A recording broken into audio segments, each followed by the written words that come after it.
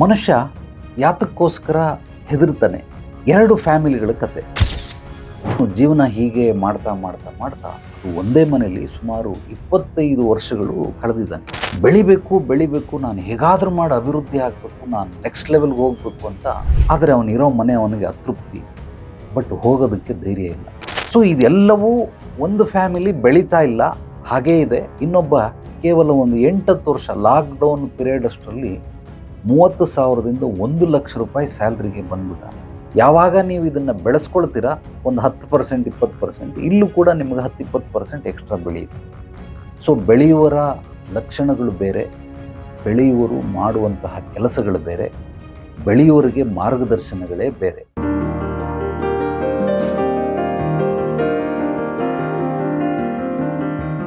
ನಮಸ್ತೆ ಆತ್ಮೇರೆ, ನಿಮ್ಮೆಲ್ಲರ ಹಿತೈಷಿ ಆಧ್ಯಾತ್ಮಿಕ ಚಿಂತಕ, ಶಿಕ್ಷಕ, ಚಿತ್ತಚೇತನ ಸ್ನೇಹಿತರೆ, ನೀವು ಕೇಳುವಂತಹ ಪ್ರಶ್ನೆಗೆ ನನ್ನ ಅನುಭವದ ಉತ್ತರಗಳನ್ನು ನೀಡ್ತೀನಿ. ನಿಮಗೆ ಇನ್ನೂ ಹೆಚ್ಚಾಗಿ ಮಾಹಿತಿಗಳು ಬೇಕು ಅಂದರೆ ಪ್ರತಿ ಭಾನುವಾರ ರಾತ್ರಿ 8 ಗಂಟೆಯಿಂದ 9 ಗಂಟೆ ನಡೆಯುವಂತಹ ಉಚಿತ ಸತ್ಸಂಗ ಕಾರ್ಯಕ್ರಮ, ವಾರಕ್ಕೊಂದು ವಿಚಾರ. ಈ ವಾರದ ಪ್ರತಿ ವಾರ ವಿಚಾರಗಳಿರುತ್ತೆ. ಪೋಸ್ಟರ್ಗಳು ನೋಡಿದ್ರೆ ಅದು ಏನು ವಿಷಯ ಅಂತ ನಿಮಗೆ ತಿಳಿಯುತ್ತೆ. ಅದಕ್ಕೆ ಮಿಸ್ ಮಾಡದೇನೆ ಬನ್ನಿ. ಅಥವಾ ಸುಬೋಧಿನಿ ಆಧ್ಯಾತ್ಮಿಕ ಜಗತ್ತು ಜ್ಞಾನಲೋಕ ಅಂತ ಒಂದು ಚಾನಲ್ ಇದೆ. ಆ ಚಾನಲಲ್ಲಿ ನೀವು ವಾರದ ಸತ್ಸಂಗ ಕಾರ್ಯಕ್ರಮವನ್ನು ವೀಕ್ಷಣೆ ಮಾಡಬಹುದು. ಅದರಲ್ಲೂ ಕೂಡ ನೀವು ಮಾಡ್ಕೊಳ್ಳಿ. ಸ್ನೇಹಿತರೆ, ಮನುಷ್ಯ ಯಾತಕ್ಕೋಸ್ಕರ ಹೆದರ್ತಾನೆ? ಬೆಳೆಯೋದಕ್ಕೆ, ಅವನು ಅಭಿವೃದ್ಧಿ ಸಮೃದ್ಧಿ ಹೊಂದೋದಕ್ಕೆ ಅನ್ನೋದನ್ನು ಒಂದು ನೈಜ ಘಟನೆ ಮೂಲಕ, ಉದಾಹರಣೆಯೊಂದಿಗೆ ನಿಮ್ಗೆ ತಿಳಿಸೋದಕ್ಕೆ ಪ್ರಯತ್ನ ಪಡ್ತೀನಿ. ನೀವು ಅರ್ಥ ಮಾಡ್ಕೊಳ್ಳೋದಕ್ಕೆ ಪ್ರಯತ್ನ ಪಡಿ. 2 ಫ್ಯಾಮಿಲಿಗಳ ಕತೆ. ಒಂದು ಫ್ಯಾಮಿಲಿ, ಅವನಿಗೆ ಒಂದು ಮನೆ ಬಾಡಿಗೆ ಸುಮಾರು ಒಂದು 15-20 ವರ್ಷದ ಹಿಂದಿನ ಮಾತು, 5,000 ರೂಪಾಯಿ ಮನೆ ಬಾಡಿಗೆ. ಅವನಿಗೆ ಒಂದು 15ರಿಂದ 18,000 ರೂಪಾಯಿ ಸಂಪಾದನೆ ಮಾಡ್ತಾನೆ. ಓಟಿ ಗೀಟಿ ಎಲ್ಲ ಸೇರಿ ಒಂದು 20,000 ರೂಪಾಯಿ ಹೆಚ್ಚಂದರೆ 5,000 ರೂಪಾಯಿ ಮನೆ ಬಾಡಿಗೆ. ಇವನ ಹತ್ರ ಒಂದು ಗಾಡಿ ಇದೆ. ಸೊ ಮದುವೆ ಆಯಿತು, ಮಕ್ಕಳು ಆಯಿತು.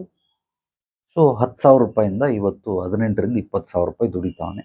ಮನೆ ಬಾಡಿಗೆ 2.5ರಿಂದ ಇವತ್ತು 5,000 ರೂಪಾಯಿ ಆಗಿದೆ. ಇವನು ಜೀವನ ಹೀಗೆ ಮಾಡ್ತಾ ಮಾಡ್ತಾ ಮಾಡ್ತಾ ಅದು ಒಂದೇ ಮನೆಯಲ್ಲಿ ಸುಮಾರು 25 ವರ್ಷಗಳು ಕಳೆದಿದ್ದಾನೆ. 25 ವರ್ಷ ಒಂದೇ ಮನೆ, ಚೇಂಜ್ ಮಾಡಿಲ್ಲ.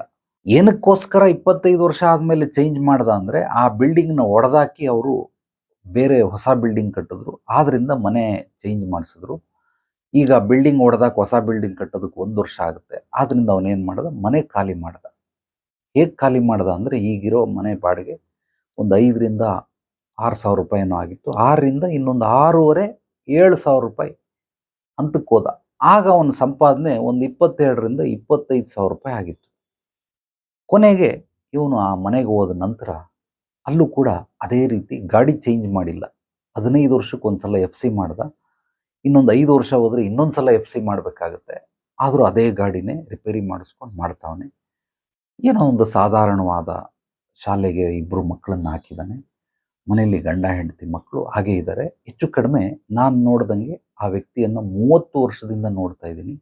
6 ಕೇರಿಲ್ಲ, 3 ಕಿಳಿಲಿಲ್ಲ. ಆತನಿಗೆ ಸಾಕಷ್ಟು ಮಾರ್ಗದರ್ಶನವನ್ನು ನೀಡದೆ ಸ್ನೇಹಿತನಾಗಿ, ಆತ್ಮೀಯನಾಗಿ ಅವನಿಗೆ ಕೇಳ್ಕೊಳ್ಳೋದಕ್ಕೆ ರೆಡಿ ಇಲ್ಲ. ಇನ್ನೊಂದು ಫ್ಯಾಮಿಲಿ, ಈತ ಬೆಳಿಬೇಕು, ನಾನು ಹೇಗಾದರೂ ಮಾಡಿ ಅಭಿವೃದ್ಧಿ ಆಗಬೇಕು, ನಾನು ನೆಕ್ಸ್ಟ್ ಲೆವೆಲ್ಗೆ ಹೋಗಬೇಕು ಅಂತ ಅವನು ಅಂದ್ಕೊಂಡಿದ್ದ. ಇವನಿಗೆ ನನ್ನ ಮಾರ್ಗದರ್ಶನ. ಸುಮಾರು 2012ರಲ್ಲಿ ಅವನು ಯಾವುದೋ ಒಂದು ಮನೇಲಿ ಬಾಡಿಗೆಗಿದ್ದ. 8,000 ಬಾಡಿಗೆ. 2012ನೇ ಇಸ್ವಿ, 8,000 ಬಾಡಿಗೆ. ಆತ ಎಲ್ಲೋ ಕೆಲಸ ಮಾಡ್ತಾ ಇದ್ದ. ಒಂದು 25ರಿಂದ 30,000 ರೂಪಾಯಿ ಕೆಲಸ ಸಿಗೋದು. ಗಾಡಿ ಇತ್ತು, ಯಾವುದೋ ಒಂದು, ಅದು ಎಕ್ಸೆಲ್ ಸೂಪರ್ ಆ ಗಾಡಿ. ಅದು ಯಾರೋ ಅವ್ರಿಗೆ ಗಿಫ್ಟ್ ಕೊಟ್ಟಿದ್ದು. ಮತ್ತೆ ಆ ಗಾಡಿಯನ್ನು ಕೊಟ್ಬಿಟ್ಟು ಹೊಸ ಗಾಡಿ ತಗೊಂಡ. ಹೊಸ ಗಾಡಿಗೆ EMI ಕಟ್ಟಬೇಕು. ಬೈಕ್ ತಗೊಂಡ, ಸುಮಾರು 3,000 EMI ಕಟ್ಟಿದ. ಆದರೆ ಅವನಿರೋ ಮನೆ ಅವನಿಗೆ ಅತೃಪ್ತಿ, ಬಟ್ ಹೋಗೋದಕ್ಕೆ ಧೈರ್ಯ ಇಲ್ಲ. ನಾನು ಹೇಳಿದೆ, ನೋಡಪ್ಪ, ನೀನು ಯಾವುದೇ ಮನೆಗೆ ಹೋಗು, ಮನೆ ಒಂದು ಪಾಸಿಟಿವ್ ಎನರ್ಜಿ ವೈಬ್ರೇಷನ್ ಇರಬೇಕು. ಬಾಡಿಗೆ ಬಗ್ಗೆ ಚಿಂತೆ ಮಾಡಬೇಡ, ಖಂಡಿತವಾಗ್ಲೂ ಬೆಳೆದೇ ಬೆಳಿತೀಯ ಅಂತ ಒಂದು 4-5 ಮನೆ ವಿಡಿಯೋಗಳನ್ನು ಕಳಿಸ್ತಾ, ನೋಡಿ ಈ ಮನೆ ಅದ್ಭುತವಾಗಿದೆ, ಸೂಪರ್ ಆಗಿದೆ, ಈ ಮನೆಗೆ ನೀನು ಹೋಗ್ಬಿಡು. ಅಯ್ಯೋ, ನೀವು ಹೇಳಿದ ಮನೆ ಏನೋ ಚೆನ್ನಾಗಿದೆ ಗುರೂಜಿ, ಬಟ್ 15,000 ಬಾಡಿಗೆ ಅಂತ. 8,000 ಬಾಡಿಗೆ ಕಟ್ತಾ ಇರೋನು ಒಂದೇ ಸಲ 15,000 ಬಾಡಿಗೆ ಕಟ್ಟಿದ. 15,000 ಬಾಡಿಗೆ ಕಟ್ಟಿದ್ರೆ 7 ಪಟ್ಟು ಅಂದರೆ 2 ಮನೆ ಬಾಡಿಗೆ ಕಟ್ಟೋಷ್ಟು. EMI ಬೇರೆ ಕಟ್ತಾ ಇದ್ದಾನೆ.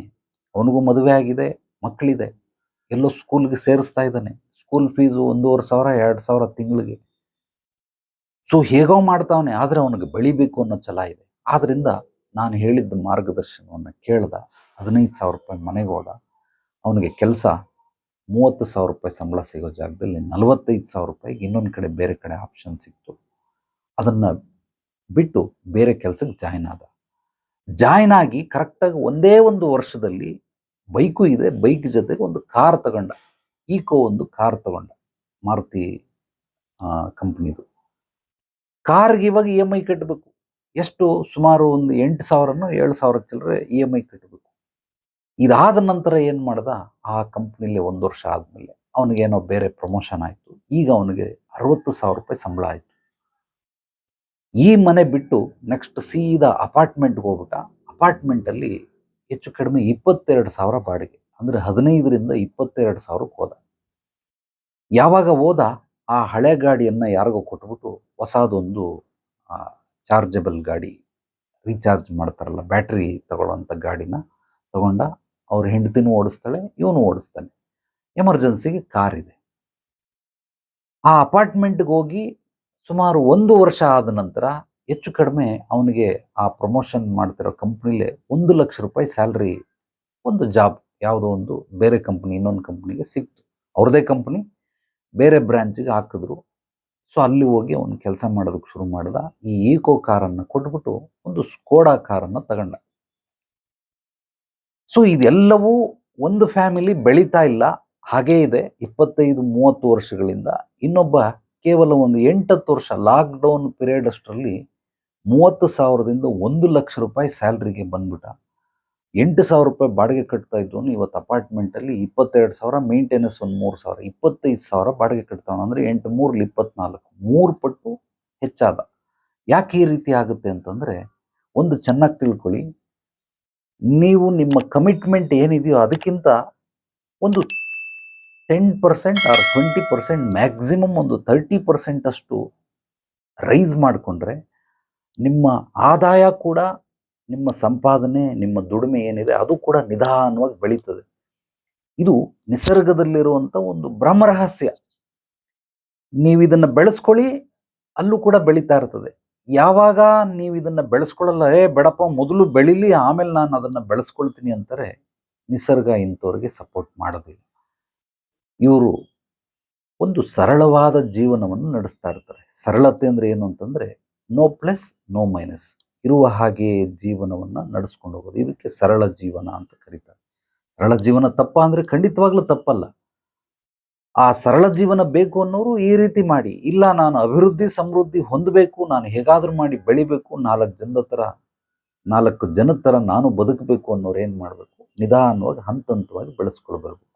ಉದಾಹರಣೆ, ಯಾವುದೋ ಮೊದಲು ಒಂದು ಆಫೀಸ್ ಮಾಡಿದ್ದೆ, ಅದಕ್ಕೆ 3,000 ಬಾಡಿಗೆ, ಅದಾದಮೇಲೆ 5,000, ಅದಾದಮೇಲೆ ಇನ್ನೊಂದು ಕಡೆ 8,000, ಅದಾದಮೇಲೆ 10,500, ಅದಾದಮೇಲೆ 12,000, ಅದಾದಮೇಲೆ ಒಂದೇ ಸಲ 18,000.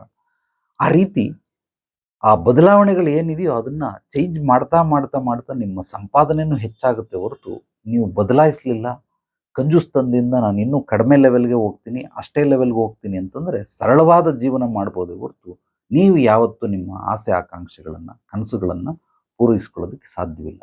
ಆದ್ದರಿಂದ ನಿಮ್ಮ ಸಂಪಾದನೆ ಏನಿದೆ, ಈಗಿರುವ ನಿಮ್ಮ ಪ್ರಸ್ತುತ ಸ್ಥಿತಿಗತಿ, ಅದಕ್ಕಿಂತ 10%, 20%, 30% ಒಂದು ಸ್ವಲ್ಪ ರೈಸ್ ಮಾಡಿ ನೋಡಿ.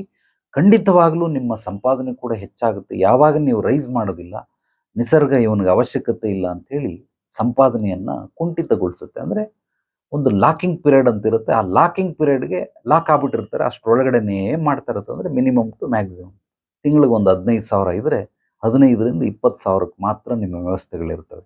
ಯಾಕೆಂದರೆ ನಿಮ್ಮ ಖರ್ಚು ವೆಚ್ಚಗಳು ಆ ದುಡಿಮೆಗೆ ತಕ್ಕಂಗೆ ಇರುತ್ತೆ. ಯಾವಾಗ ನೀವು ಇದನ್ನು ಬೆಳೆಸ್ಕೊಳ್ತೀರಾ, ಒಂದು 10%, 20%, ಇಲ್ಲೂ ಕೂಡ ನಿಮಗೆ 10-20% ಎಕ್ಸ್ಟ್ರಾ ಬೆಳೆಯುತ್ತೆ. ಸೊ ಬೆಳೆಯುವರ ಲಕ್ಷಣಗಳು ಬೇರೆ, ಬೆಳೆಯುವರು ಮಾಡುವಂತಹ ಕೆಲಸಗಳು ಬೇರೆ, ಬೆಳೆಯುವರಿಗೆ ಮಾರ್ಗದರ್ಶನಗಳೇ ಬೇರೆ. ಅದೇ ರೀತಿ ಉಳಿಯೋರಿಗೆ ಬೇರೆ, ಅಳಿಯೋರಿಗೆ ಬೇರೆ. ಅಳಿಯೋರಿಗೆ ಯಾರಿಗೂ ಮಾರ್ಗದರ್ಶನ ಬೇಕಾಗಿಲ್ಲ. ಅವ್ರ ತಲೆ ಇದ್ದಂಗೆ ಹೆಂಗೆ ಗಾಳಿ ಬಂದ ಕಡೆ ತೂರ್ಕು ಅಂದಂಗೆ ಸುಮ್ಮನೆ ಅಳಿತಾ ಇರ್ತಾರೆ. ಆದ್ರಿಂದ ನಿಮ್ಮ ಜೀವನದಲ್ಲಿ ನೀವು ಏನೇ ಕೆಲಸ ಮಾಡ್ತಾ ಇರಿ, ನೇರವಾಗಿ ಬಂದು ಭೇಟಿ ಮಾಡಿ. ನಿಮ್ಮ ಎಂಥದ್ದೇ ಸಮಸ್ಯೆಗಳಿದ್ರೂ ಅದಕ್ಕೆ ಪರಿಹಾರ ಕೊಡೋದ್ರ ಜೊತೆಗೆ ನಿಮ್ಮ ಮುಂದಿನ ಜೀವನದಲ್ಲಿ ಅಭಿವೃದ್ಧಿ ಸಮೃದ್ಧಿಗಾಗಿ, ಸೊ ಗುರಿ ಸಾಧನೆಗಾಗಿ, ಯಶಸ್ಸು ಕೀರ್ತಿಗಾಗಿ ನಿರಂತರವಾದ ಬೆಂಬಲ ಮತ್ತು ಮಾರ್ಗದರ್ಶನ ಸುಬೋಧಿನಿ ಆಧ್ಯಾತ್ಮಿಕ ಪರಿಹಾರ ಕೇಂದ್ರದಲ್ಲಿ ಸಿಗುತ್ತೆ. ನೀವು ಮೊದಲು ನಿಮ್ಮ ಮನಸ್ಥಿತಿ ಪರಿಸ್ಥಿತಿಗಳನ್ನು ನಿಮ್ಮ ವಾತಾವರಣಕ್ಕೆ ಅನುಗುಣವಾಗಿ ಯಾರ್ಯಾರು ಬದಲಾಯಿಸ್ಕೊಳ್ಳೋದಕ್ಕೆ ಇಷ್ಟಪಡ್ತಾರೆ ಇವರೆಲ್ಲರೂ ಕೂಡ ಎಕ್ಸ್ಟ್ರಾರ್ಡಿನರಿ ಲೈಫನ್ನು ಲೀಡ್ ಮಾಡ್ತಾರೆ. ಆದ್ದರಿಂದ ಮನುಷ್ಯನಿಗೆ ಮುಂದೆ ಗುರಿ, ಹಿಂದೆ ಗುರು ಯಾವಾಗ ಇರ್ತಾರೆ ಅತ್ಯದ್ಭುತವಾದ ಜೀವನ ಸಾಗ್ತಾ ಇರುತ್ತೆ. ಸೊ ಹಿರಿಯರ ಮಾರ್ಗದರ್ಶನ ಮತ್ತು ಆಶೀರ್ವಾದ ಇದು ಬಹಳ ಬಹಳ ಮುಖ್ಯ. ಅದರಲ್ಲೂ ಯಾರು ಅವರ ವೃತ್ತಿಯಲ್ಲಿ ಎಕ್ಸ್ಪರ್ಟ್ ಸ್ಪೆಷಲಿಸ್ಟ್ ಅಂತಿರ್ತಾರೆ ಅವರ ಬಳಿ ಹೋಗಿ ನೀವು ಕುಂತು ನಿಮ್ಮ ಜೀವನದ ಒಂದಷ್ಟು ವಿಚಾರಗಳನ್ನು, ಬದಲಾವಣೆಗಳನ್ನು, ಪರಿವರ್ತನೆಗಳನ್ನು, ರೂಪಾಂತರಣಗಳನ್ನು ಮಾಡ್ಕೊಳ್ಳೋದಕ್ಕೆ ಸಹಾಯವಾಗುತ್ತೆ. ಆದ್ದರಿಂದ ಎನಿ ಟೈಮ್ ಯಾವಾಗ ಬೇಕಾದ್ರೂ ಬರ್ಬೋದು. ನಿಮಗೆಲ್ಲ ಒಂದು ಮೂಲವಾಗಿ ತಿಳಿಸೋ ವಿಚಾರ ಏನು ಅಂದರೆ, ಇವತ್ತೇ ಫೋನ್ ಮಾಡಿ ಇವತ್ತೇ ಅಪಾಯಿಂಟ್ಮೆಂಟ್ ಕೊಡಿ ಅಂದರೆ ಖಂಡಿತವಾಗ್ಲೂ ಸಾಧ್ಯವಿಲ್ಲ. 2 ದಿವಸ ಮುಂಚಿತವಾಗಿ ನೀವು ನನಗೆ ತಿಳಿಸಿದ್ರೆ ಇಂಥ ಸಮಯಕ್ಕೆ ಬನ್ನಿ ಅಂತ ಹೇಳ್ತೀನಿ, ಆ ಸಮಯಕ್ಕೆ ನೀವು ಬರ್ಬೋದು. ವಾಟ್ಸಪ್ಪಲ್ಲಿ ಐ ನೀಡ್ ಅಪಾಯಿಂಟ್ಮೆಂಟ್ ಅಂತೇಳಿ ಒಂದು ಮೆಸೇಜ್ ಕಳಿಸಿದ್ರೆ ನಾನು ನಿಮಗೆ ಯಾವಾಗ ಬರಬೇಕು ಅನ್ನೋದನ್ನು ತಿಳಿಸ್ತೀನಿ. ಅಥವಾ ನೀವೇ 2 ದಿವಸ ಆದಮೇಲೆ ಇಂಥ ಸಮಯಕ್ಕೆ ಬರ್ತೀನಿ ಅಂದರೆ ಅಂಥ ಸಮಯಕ್ಕೆ ಸಿಗೋದಕ್ಕೆ ವ್ಯವಸ್ಥೆ ಮಾಡ್ಕೊಳ್ತೀನಿ. ಈ ವಿಡಿಯೋನ ಮತ್ತೆ ಮತ್ತೆ ಎಲ್ಲರಿಗೂ ನೀವು ನಿಮ್ಮ ಸ್ನೇಹಿತರಿಗೆ, ಆತ್ಮೀಯರಿಗೆ ಶೇರ್ ಮಾಡಿ, ಲೈಕ್ ಮಾಡಿ, ಕಾಮೆಂಟ್ ಮಾಡಿ. ನಿಮ್ಮ ಅನಿಸಿಕೆ ಅಭಿಪ್ರಾಯಗಳನ್ನು ಮುಕ್ತವಾಗಿ ನನ್ನ ವಾಟ್ಸಪ್ ನಂಬರ್ಗೆ ವಾಯ್ಸ್ ಮೆಸೇಜ್ ಆರ್ ಟೆಕ್ಸ್ಟ್ ಮೆಸೇಜನ್ನು ಹಂಚ್ಕೊಳ್ಬೋದು. ಎಲ್ರಿಗೂ ಒಳ್ಳೆಯದಾಗಲಿ. ನಾಳೆ ಮತ್ತೆ ಭೇಟಿಯಾಗೋಣ ಮತ್ತಷ್ಟು ಸತ್ವಭರಿತ ವಿಚಾರಗಳೊಂದಿಗೆ. ಎಲ್ಲರೊಳಗಡೆಗಿರುವ ಭಗವಂತನಿಗೆ ನನ್ನ ಭಕ್ತಿಪೂರ್ವ ಪ್ರಣಾಮಗಳು. ಸರ್ವೇ ಜನೋ ಸುಖಿನೋ ಭವಂತು. ಶುಭರಾತ್ರಿ.